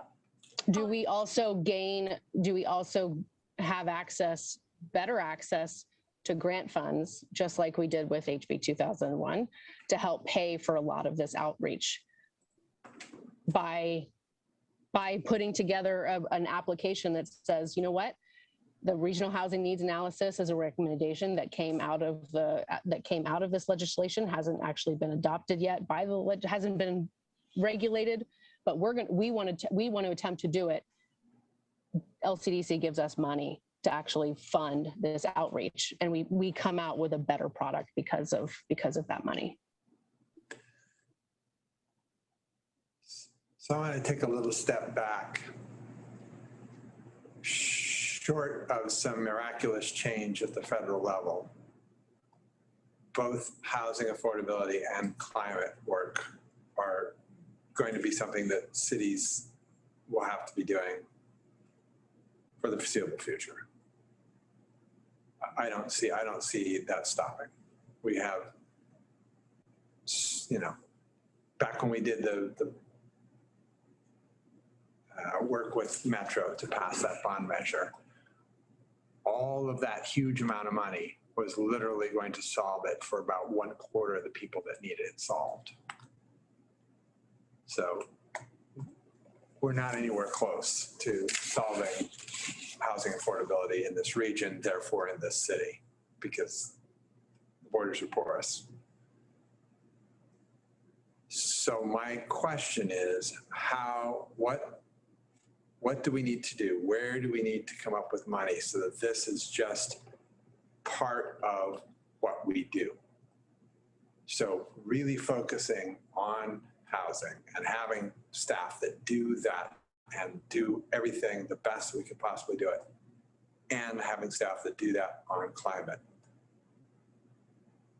My intent is to have both of those things be just like the library and the police force and the planners and the engineers. It's just something we do.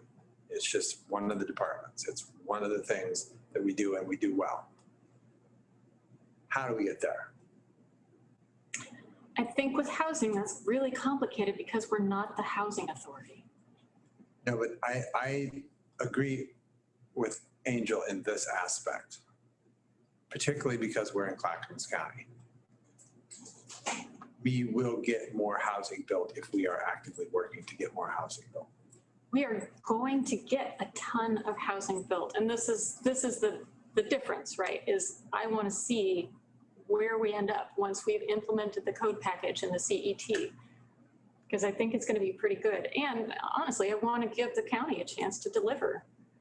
They are not doubling, they're not tripling, we're getting into where the numbers get weird. They're going to have 6 times more the funding than they used to have. And I know it's not going to be enough, but I also am very curious to see how much they do accomplish And it is unclear to me what a city of 21,000 can do to close the gap. And I think we're doing a lot once we put those tools into place. And again, I'll say, it may be that we come back with housing as a goal once we have a better understanding of how the work we have already done affects the market. You've talked to developers, I've talked to developers, I'm sure Angel has talked to developers. We haven't done the things, we haven't yet signed on the dotted line to give them the assurances they need and the landscape to understand what they can do here. In our comp plan, in our policies under housing, we explicitly call out that the work that we can do around housing has to be accomplished with partnerships, that it is not ours alone to do. Right, and that's going to take a couple of years to play out. It is, no matter what we do today, no matter how many goals we set. So in 2 years, we will, presumably something will be happening, being built on the Sparrow site. Some part of Maybe 3. 3. Well, it's a brownfield site, Oh, so okay. you got to factor that in. Hillside, some, hopefully sizable chunk of that will been built out. Coho will go in with its 20 units or whatever it is. Providence, we will have, 18 months of the new code under our belt, and we will know where the county has gone, or, sort of what trajectory the county is on. It might be time to revisit, we might need to come back, but I think there's so many things in motion now that, yeah, I think it's time to step back from that as a goal.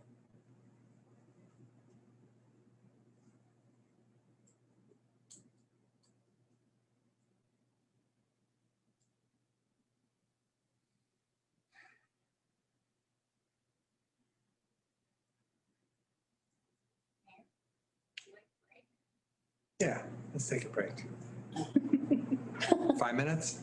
Sure. 5-minute break? Okay. Fun. Good. Yeah, go ahead. I'm really glad you said that, because I've been going, no, I'm good. For a couple hours.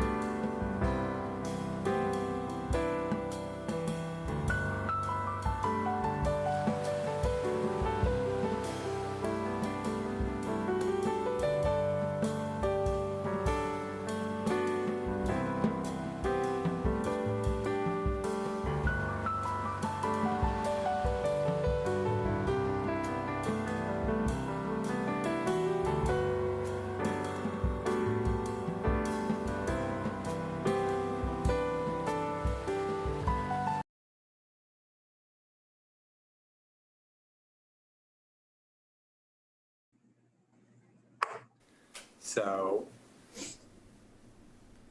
what we've been doing for many intents and purposes up till now has been setting the stage for doing the actual things, right? For creating a green tariff, for, right, all those things. If we stopped now, we wouldn't have actually accomplished much in the way of reducing our carbon footprint in reality. Handful of little things, you know, some EV charging, a few more solar panels, but not anything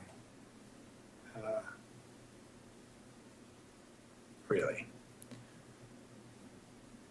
I agree that it should be something that is just part of the city. It should just be a department in the city, and it's because it's not something we're going to not be able to work on for a long time. And I would love to find a funding mechanism, and I think that over the next year, that should be part of what we're trying to figure out on climate is how we either fund for that or budget that. You know, whether we reduce something, whether we, you know, I've already told you that I'm gonna try and aim the metro mayors at property tax. We solve that. All of this is off the table. It's just like, we have a housing department, we have a climate department, we just do it. But that's probably 3 years down the road before, at best, if we really hit it out of the park. Yeah, that's a big lift. It's a huge lift, That's a big lift, yeah. but it's critical. I mean, we are all biding time financially, you know, except Happy Valley and Hillsborough and whoever else is building, you know, 100 houses a day. Everybody else is biding time. And so it's got to get done. But short of that, you know, we've talked about a lot of different ways to do it. I was trying to convince our Attorney General to sue the oil companies. We wouldn't be the only state doing that, and if, you know, if there's significant money that comes out of that, as there should be, then that would be a way to fund climate work. Are we not allowed to raise the gas tax anymore? Is that, We are not allowed, well, by a vote of the entire city, we could raise our gas tax. but you have to send it to the vote? Because when we did it in the SSMP, we did, I mean, I wasn't on the council then, but I mean, they did it just Right, by that was council vote. before that changed. Okay. And gas tax isn't really a whole lot better. It's doing this too. It's Everyone's It organic, is, but I mean, they so, would, you know, that's the regional discussion is how do we make up for the right. shrinking Gas gas tax. tax? Right, and the answer to that is really simple and should just be done, but But it's not. anyway. I mean, it seems like there should be something, I mean, like, you know, yeah. Anyway, I mean, I think we should be exploring, whether it's taxes, whether it's a levy, whether it's a fee, like to say fee, whatever. We should be exploring something to make climate, you know, just part of the budget. So are we providing staff direction here? Because this is not currently part. Something we're doing. Right, it's I not know. currently part of the work plan. But I don't see how we don't do that, right? Otherwise, we keep climate as a goal for the next 50 years. Exactly. You absolutely can give some direction, but I think what we usually do is right after you do goal setting, we come back with the staff discussion about what is it that you really want to accomplish, what do we think you want to accomplish, and what's the plan for getting you there. So I will add that back to staff if you decide that this is one of your goals, and we'll bring it to you probably in September as a discussion. Presumably, we're not the only city that's ever had to figure this out. No, and in Salt Lake City, we figured it out by tying it to our tipping fees for our landfill. So that's where a large percentage of our sustainability budget came from. In Salt Lake County, we also had discussion, we actually co-owned the landfill, so that helped on that side. But I've also seen it tied to, there's a number of ways, you know, you can have a conversation with PGE about tying it to utilities, you can have a conversation about business, you can have a conversation about a fee or a levy. There's benefits and cons to all of those things. If that's the priority of where we need to spend time as the staff team, then that's where we spend the time.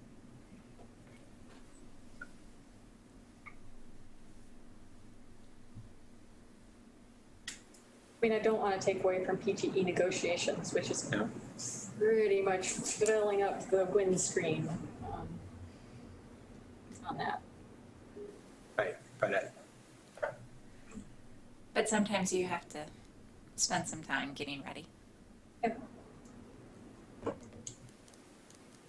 And you're right, you know, looking in hindsight, part of the climate action plan should have been, how do we fund this? Because I think it's obvious that anybody that was sitting in that room that this was not something we were going to accomplish in 2 years, or 4 years, or 6 years. Don't look at me when you say that. Don't look at me when you say that. I didn't know better. No, well, and we are learning, you know, part of it is learning the shape of the work and understanding better what gets baked into the life of the city and what is going to take more dedicated staff time. And we're starting to be deep enough into that I think we can more realistically estimate what ongoing needs will be, you know. Yeah, actually, it would be interesting. And Anne will kill me for this question. So, too bad. Natalie, I'd be curious to hear your opinion if you were going to hit this out of the park. What would staffing look like? Ooh, you put me in a precarious I know. It's a really meaningless number. Are you talking about implementing the actions already in the climate action plan, or are you talking?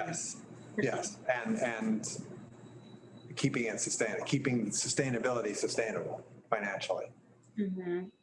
Well, you know, there's kind of two major bins that fell on my position that I ended up spending a lot of my time on. That was natural resources, and that's energy. You know, doing a lot of utility networking and legislative focus on building code and, you know, the green tariff and such.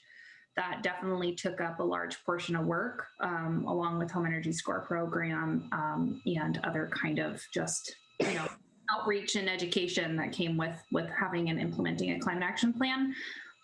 So, you know, if you were to really dive deep in those, I would say, you know, having a position that's focused on, you know, fleet electrification and utilities and community electrification and resiliency, and then maybe having a position focused on the more of the natural resources side, urban forest expansion, aligning parks and sustainability and environmental goals, et cetera.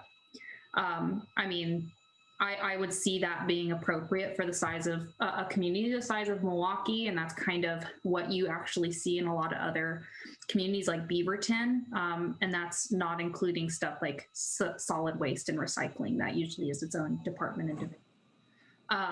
But you know, that's where I kind of see a lot of communities heading, is having about 2 sustainability analyst positions, one focusing a lot on the utility and energy side, and one doing more of the community outreach, natural resources, and but that, you know, and then what's different though is how that relates to natural resources and parks, and kind of how that gets parceled out in responsibility. And do you think there's always going to be a need for that much attention to utilities? Because a lot of the work you're doing right now is really negotiations. Mm-hmm. You know, it depends. When you're looking at electricity, the mayor mentioned, you know, there's kind of different pools that you have to focus on. Residential, you know, with maybe this green tariff product, which hopefully will be a more affordable solution that also addresses low-income participants, that would increase residential participation, renewable energy, as well as small commercial. You need to hit towards that medium commercial to large commercial, which hopefully legislation HB 2021 addresses, essentially expanding requirements for electricity providers to decarbonize at a faster rate.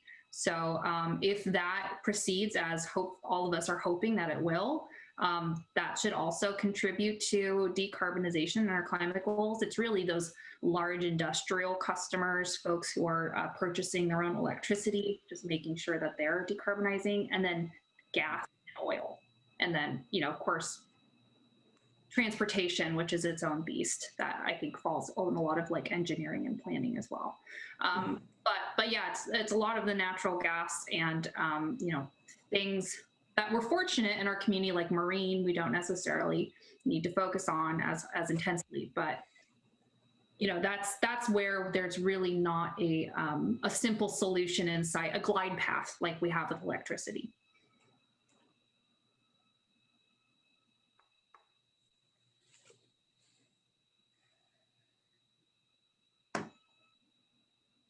The county is working on their climate action plan right now. We have no idea really what that's going to end up looking like or what sort of resources, if any, they will put toward it. Yeah, I wouldn't be holding my breath on that one. They put together a nice committee. We'll see.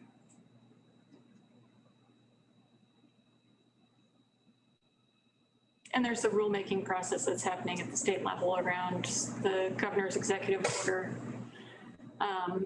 In the conversations that I've been paying attention to there, it's really been about the mechanics of it. It hasn't been about, there's been nothing about cities or, you know, it's focused on regulation and DEQ and what DEQ is doing, not about what cities are doing. And it does not address the same types of emissions that we are dealing with at the city level. So there's not a lot of overlap there either.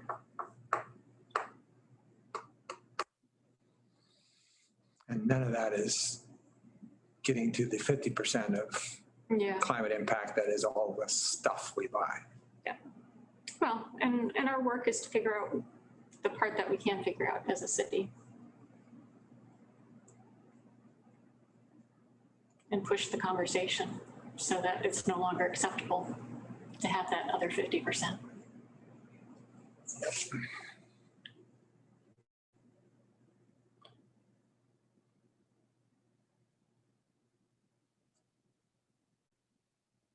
So I don't see how we don't continue to work on climate.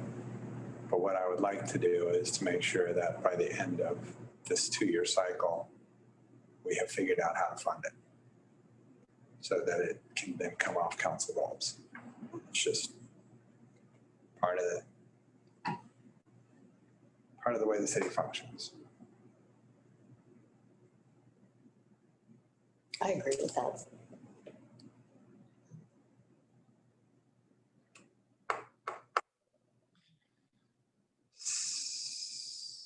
So let's ask a similar question about housing.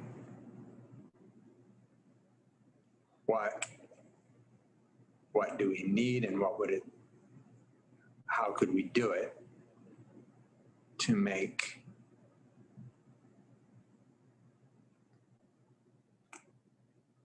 ongoing focus on housing be just part of the city's operations?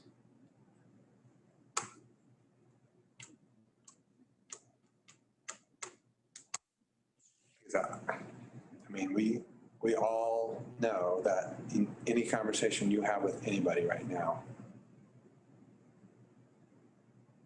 affordable housing is going to come up as one of the biggest problems. Yes. You know, half of our population, at least, is housing poor, right? House poor, however you want to say that. They are spending more than they should be spending to have a roof over their head. And until the federal government or maybe possibly the state government make it so that wages match housing, it's going to stay like that. And I think Angel was right in pointing out that we haven't even seen that other shoe drop yet on this pandemic. You know, we put money out there trying to get people caught up on their rent. The feds have a program, the state has a program. You know damn good and well there are people that are going to fall between the cracks. Either they don't qualify for some reason, or they didn't know about any of the programs, or their landlord kicks them out anyway because they can. But when you get to the point where people are experiencing houselessness, that becomes the jurisdiction of the county. Sure it does. I'm not saying we don't have But responsibilities. 71 of those families right now live in Milwaukee, or identify as living in Milwaukee. Being, Well, we also know that, right? People identify, who live way outside, live almost to Gladstone and identify. yeah, as living well, in that's what Milwaukee. I don't know that list, how they were gathering that information. Yeah, we know that the point in time counts are always under inclusive. They're not over inclusive. Right, and how they establish where those people are. Sure, and I'm not interested in arguing the semantics of that, because I agree, it's mushy, and there is greater need, and we know that's happening. The point I'm trying to make is our goal and the work of the city all along has been housing affordability. And when we start talking about people who are experiencing houselessness, I think we are drifting from housing affordability. No, because if new people are becoming houseless because of housing affordability, then we are absolutely not drifting. But the part where I feel like there is drift is the part where the Housing Authority of Clackamas County is the one that is situated to do something about that, where we as a city are situated to do things to promote housing affordability, is in our code work, and it is in the implementation of the CET, and it is in that set of tools where we attract developers who build the housing that is affordable, so that we have something on tap for the people who are currently houseless. So I feel like that's the thing that we haven't seen in motion yet. And I'm really excited to see what that does. Because we're gonna be one of the first ones out of the gate with all of that code. And we know that right now, just about the only people who are doing multifamily housing construction are Reach and Home Forward and Northwest Housing Alternatives. It's the people who build affordable housing. So I'm really interested to see how what we have done lands and how much we get just out of what we've already got going for us. And I would just say, when we set out, when we made housing affordability a goal, years ago, in my mind, and it certainly was never articulated, the direction was not that we would implement HB 2001, which didn't exist yet, and then we'd see where that got us. There are lots of barriers to building the types of housing that those organizations build that are not addressed in this code package. And so if that was not the way the goal was defined when we set these goals. This is how it's been implemented so far, because this is what's in front of us. I too am excited to see what this is going to do. I also think it's time to now work on some of those other barriers. And when we did this 4.5 years ago, I never imagined we'd still have housing as a goal 4.5 years later. So, it's obvious we didn't all have the same set of expectations. Of course, I also, anyway, I brought up before the fact that we need to regularize these things into our city. But it sounds like you don't have 4 votes for keeping housing. So. No, it sounds, well, I don't know where you've been holding your cards pretty close to your chest. Well, he sounded like he was on the keeping housing. Yeah, you are. Okay. And I am honest to God on the fence. The argument makes sense to me that we have a lot in motion that needs to play out. We have a funding source to do more work. That if it came off the council goals, I don't see our momentum going away. That said, I also think this is still, one of the 2 biggest issues that people in our city are facing.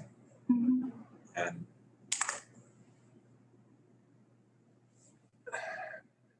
so I'm truly torn.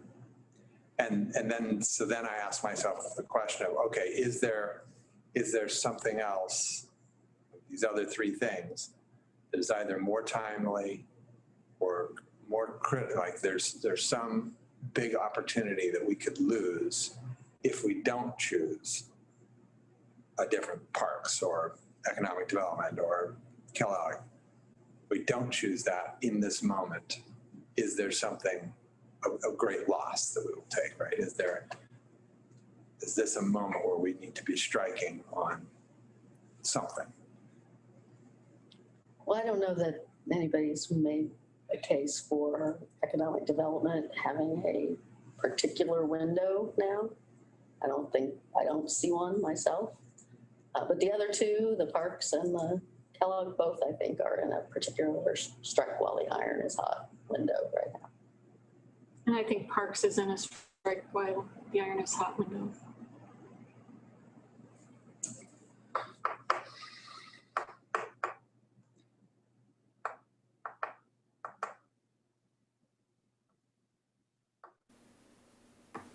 But no matter what I decide, we're still at 3-2 on housing.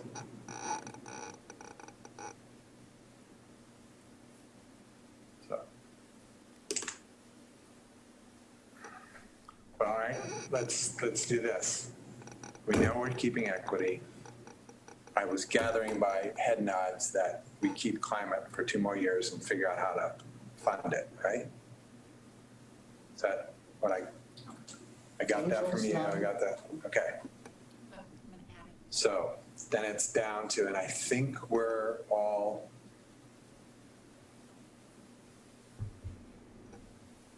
well, is parks the next highest thing? Can we narrow it down to parks and housing and have that conversation? I would still rank Kellogg higher than Parks. You would? Personally, yes. Just because of the, But I would rank Parks Potential. higher than housing. So I mean, if that's where the vote's going, I can count. We're doing ranked choice. I can count. Yes, I would rank Kellogg higher. Because I think we'll know in a year. I think Kellogg only needs to be a goal for a year. I don't think it needs 2 years. and see, I don't think it needs to be a goal until we know, and then, But we'll You never know, be yeah. ready. We're gonna just send ourselves further down the never shovel-ready path. And I think there's just some disagreement around that. I have parks above the dam. yeah, I mean, we know we're going to build 3 parks. We know that for a fact. That is for sure. How we then maintain those parks and potentially the rest of our neighborhood parks, how we get Milwaukee Bay built, how we get Elk Rock taken care of, all of that's still fluid.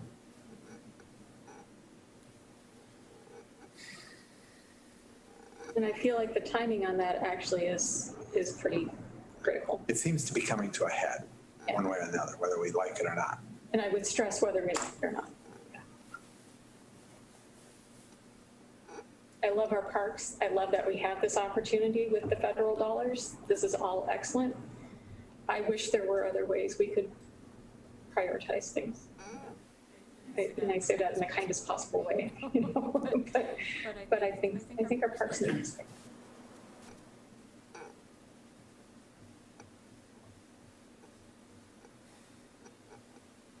And I think that we can accomplish a lot in a short period of time. I hope that's not wishful thinking. I watched, God, we have been screwing around with parks for 30 years. And not all of that is NCPRD's fault. I think we have a community that is excited. I think we're in a different place than than many of those decades. where you had a few dedicated people who kind of carried the torch on different projects. I feel like the amount of work that went into Wichita and the amount of work that went into developing the plan for Milwaukee Bay got people invested and excited. And I think particularly once we start talking about Scott Park next to the library, people are going to come out of the woodwork, because that's part of the library, which I know we all think City Hall is the heart of the city, but in actuality, our library is where our community lives. Library and schools. Library and schools, yeah. So, yeah.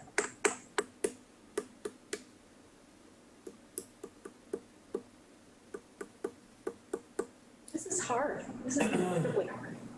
I don't want to dismiss that for a second. And But you I'm had super something really glad important you to guys, He doesn't have anything to add. pardon? Oh, Jesse he just cleared cleared his his- throat. Cleared his He doesn't throat have like he had anything to add. something really. You're like, oh. Exactly. He was just waking himself up over there. Save us. Well, and I will say, I'm really glad that we did this on air. I do think we should always do this on air. I think it's important for people to hear us go through this. Yeah. We don't make any of these decisions lightly or flippantly. It's always hard.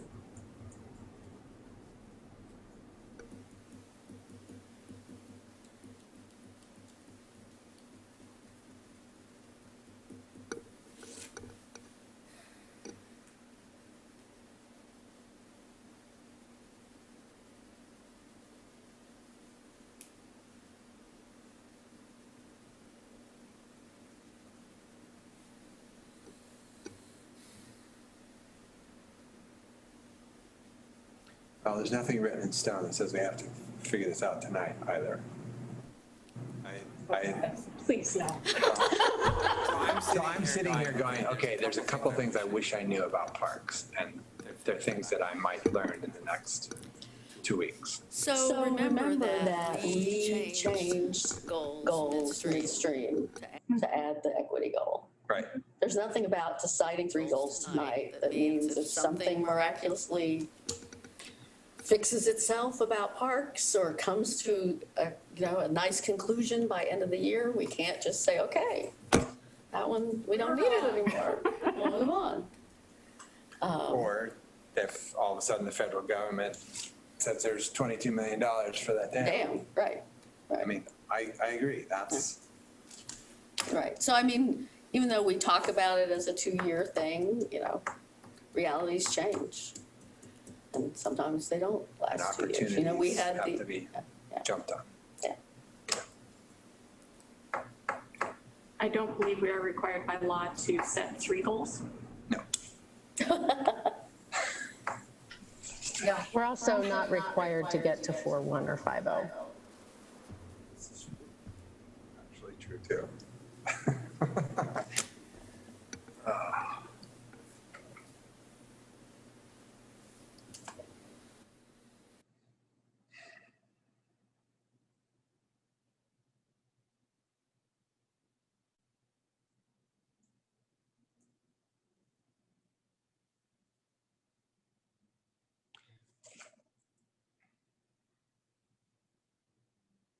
And the staff member that you are hoping to hire, likely to hire, whatever adverb you'd like to throw in there. It's an adverb, right? Verb. Verb. Likely, hopefully. Oh, I thought it said hoping to. Anyway. I am making an offer to the same person, no matter what you decide tonight. Okay, And I'm making it tomorrow morning. good. But That's, I do need to, what's the focus for that person? well, it's gonna be, I think we've told you, so if this isn't a goal, then it's going to be that they, and honestly, either way, have to get 2003 done. They need to do both studies, they're time sensitive. They need to get CEG out the door. They need to work on vertical housing tax credits because we do have applications that are coming in and asking about that. We also have urban renewal that is going live as we speak. We're in our second meeting. This person will be supporting the community development director. on urban renewal. And we also have some small business things that keep coming up through Rory and through the Downtown Business Alliance that they would also be with. So it won't be pure housing, It never has been. housing and active. It's never been pure housing.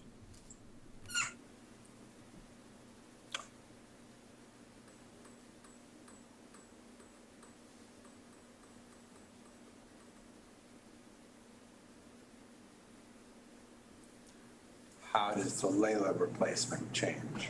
That position actually was never tied to a goal, and that is one of the things I wanted to talk about tonight. Peter wasn't hired for the climate goal. We found a director who wanted to manage that project, and he did. The equity goal is mine because I love it. It's something I care a lot about and I'm passionate about. So that's part of how we've done this. I will say that, we are a small but nimble staff. We do a lot of things, but the community development director also is going to be working on Coho's got to get finished. We've got, I think Councilor Faulkner actually talked about Harrison. We've got Harrison.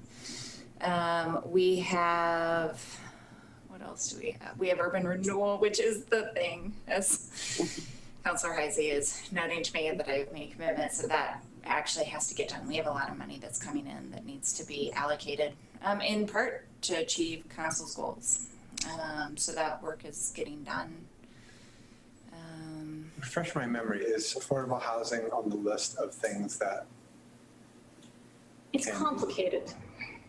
I remember making the list, now I can't remember, other than the one thing I hated that stayed on the list. That one I can remember. I The actually, rest of it I can't remember. I don't want to go It was too a far. long list. Yeah, and I don't want to actually go into this because we would be prefetching work that we've asked the community to do and come back to you with. So that work is actually going to be sitting on their plates for the next couple months. And then they'll be coming back to you with some updates. But the plan itself does have a list of items that they can fund, and included on the list, there is housing. The issue is how TIF funds can be used and making sure that all of that ties.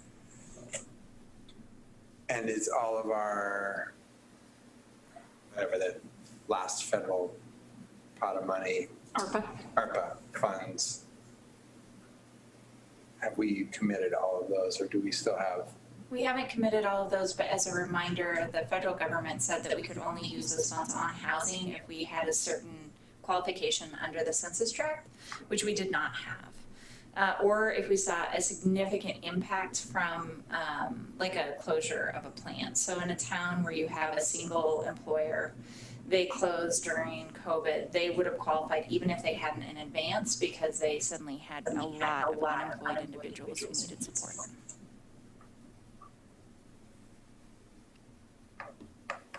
So, We actually have a lot, if you drive down International Way, we have a lot of hiring going on. If yes, people are looking for jobs. there's a lot of jobs out there, yes. No, and virtually every person in the food industry that I've talked to Oh, yeah. the last 2 months is desperate to hire people. I don't know what's going on at PCC, however. Is the airline industry back up and running yet? I can't project that. We had a discussion at the first time we ever did goal setting around whether or not you needed a 4-1 or a 5-0 split, or whether or not you could do it lower. And honestly, at the time, it was climate that was the issue. There was some clarification that happened outside of the room that allowed for someone to flip their vote and to feel like they would make the commitment to climate at the time. And that's how we avoided that conundrum. Nothing ever is written in stone. These are your goals. But the reason that we do it is so that you all know that you have enough people who are aligned on wanting to work towards something, that this is actually a priority of the council, not a priority of a few. So that's typically why we choose it that way. And it's your goals, so I don't get to dictate that.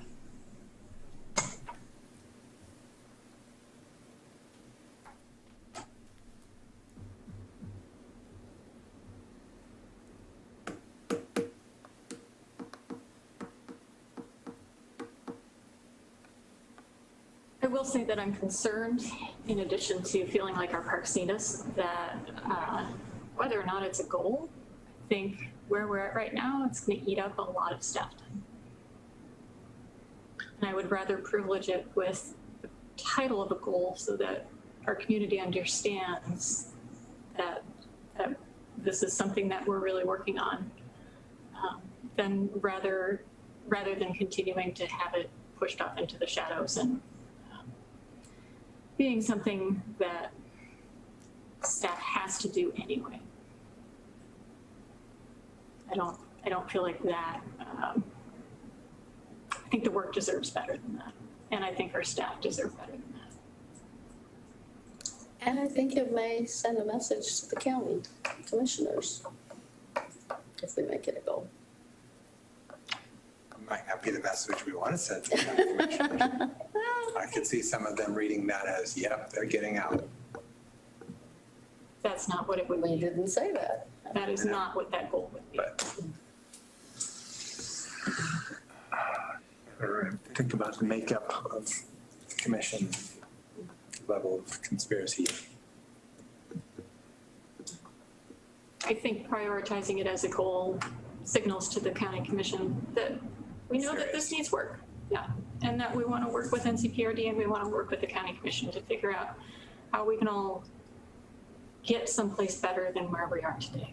I don't think it signals that we're getting out. You know, and when they did go for the vote in 2014 to try and raise the rate, Milwaukee passed it.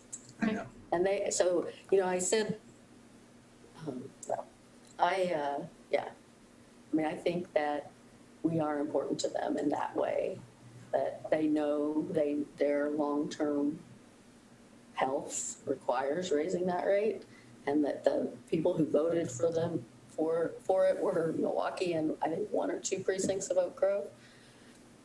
You know, hopefully that will influence them to also revisit those issues.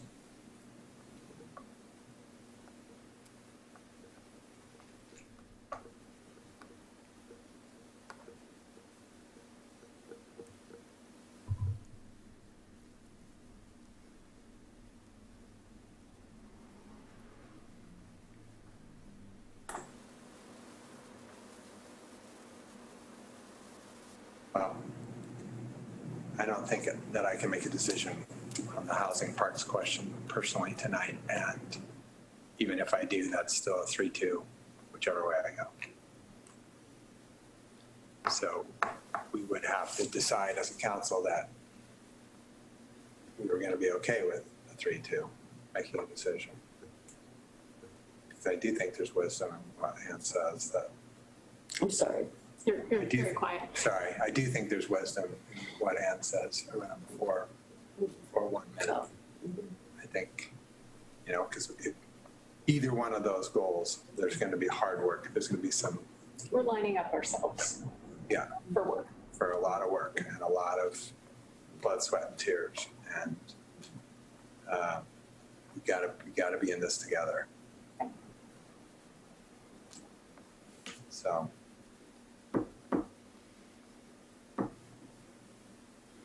How do you want to proceed? And what? How would you like to proceed? We know 2 of our goals. Yep. I think there's some conversations that need to be had at the county level. I think there's some conversations a couple of conversations that need to be had for me personally, for me to be able to land one way or the other. And it will give everybody an opportunity to sort of dig deep and think about our community and where we should be putting our effort for the next little bit, year, 2 years, whatever it is. So our next meeting is August 3rd. Would you like me to put 30 minutes? Sure. Thank you. Anybody else have anything they need to say?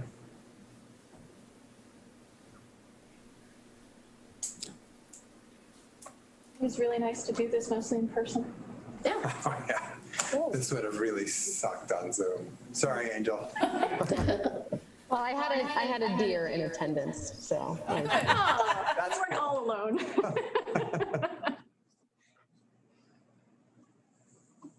All right. Well, I guess with that, then we are adjourned on the goal setting session for the evening. And we'll continue to do some work.